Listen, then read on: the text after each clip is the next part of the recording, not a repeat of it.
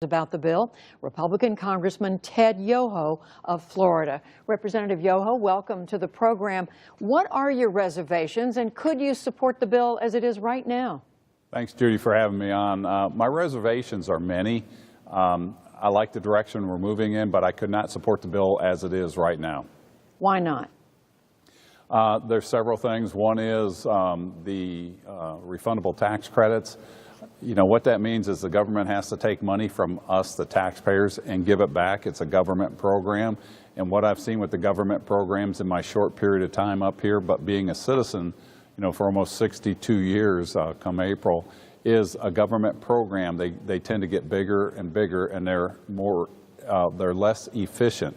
And anytime you give control to the government, that costs more money and they're less efficient. And I think we've seen this over and over again.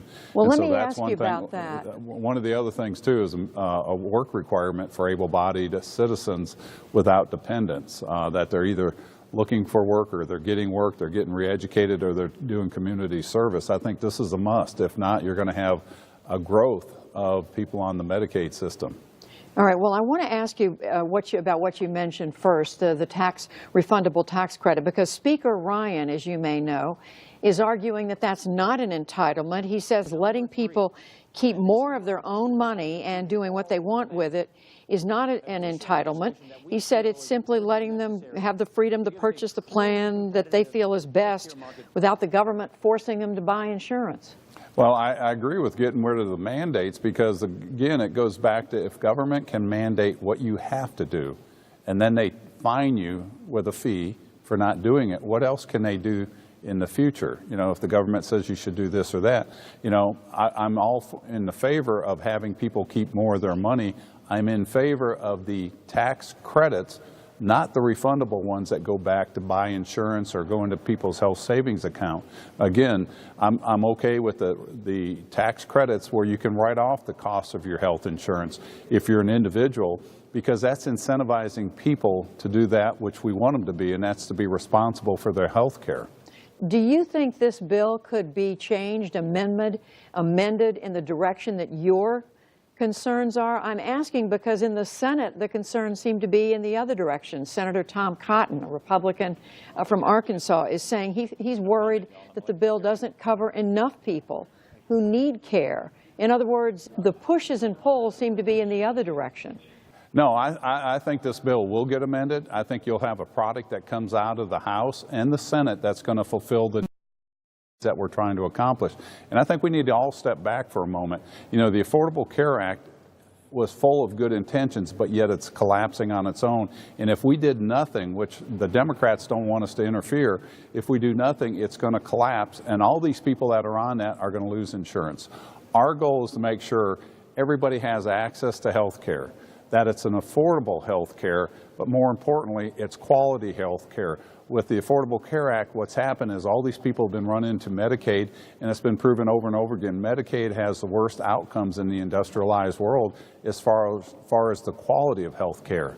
And this is not a way to go just to say we have health insurance, but it's not good health insurance. We want quality health insurance that the American industries, the American healthcare providers can provide, I feel, better than anywhere else in the world. But Congressman, there are a number of Republican senators who are concerned about the loss of Medicaid coverage. Well, again, I look 5 to 10 years down the road. If we don't fix the underlying problems now, there's going to be a lot of people without basic coverage and needs. I mean, they're talking about cutting Social Security 25% across the board within 12 years.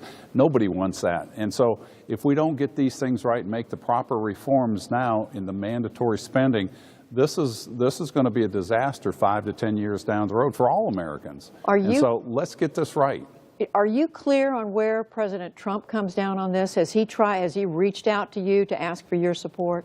He's not asked for me personally, but being a member of the Freedom Caucus, we're going to meet with him this week, and we'll meet with him in the future. These are things that, you know, these are not Republican issues or Democratic issues that one side is trying to show which one can come up with the better plan. This is something that it's going to affect all Americans, and we need to put what's best for America right now, and let's get that together. And we invite buy-in from the Democrats to come onto our side and just, we want to hear your instead of just having the political debate and have everybody divided over this. Would the president be able to change your mind on this, do you think?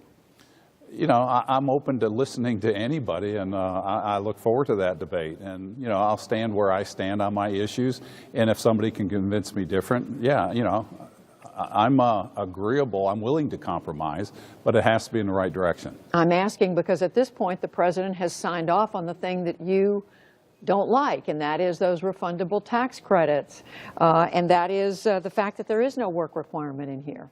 Well, I've also heard him say that he's open to a lot of suggestions, and that was one of the meetings we were going to meet with him with the Freedom Caucus. And, you know, as long as people are open to the dialogue, they're willing to listen to other sides, and that's where you're going to get your compromise. And this is something we have to do. Every Republican in the House and the Senate ran on repealing and replacing the Affordable Care Act 100%. I can only think that we're going to come together to accomplish that goal, to get quality health care that's affordable for all Americans. But again, some of the opposition from Republicans is coming from another direction from yours. But Congressman, I do want to ask you about the ads being run in your congressional district by the American Action Network for this bill, saying just what you've been saying, it's time to go ahead and vote for repeal, to do it with this bill. Are those ads going to influence your vote? Not at all. I mean, it's a waste of money as far as I'm concerned. You know, the people sent me up here again. I'm going into my third term. We've taken a strong stance on this, and people sent me up here to go up here and fix this problem, not to fall down and or placate to the other side. We're going to fix this, and we're going to get rid of the Affordable Care Act, and we will replace it with common sense reforms that people have access to quality care. That's affordable. And it's conservative Republicans who are paying for those ads. It is a Republican paying for their ad. I don't know how conservative they are. All right. Congressman Ted Yoho, Republican of Florida, thank you very much. Judy, appreciate it. And we should note that the American Action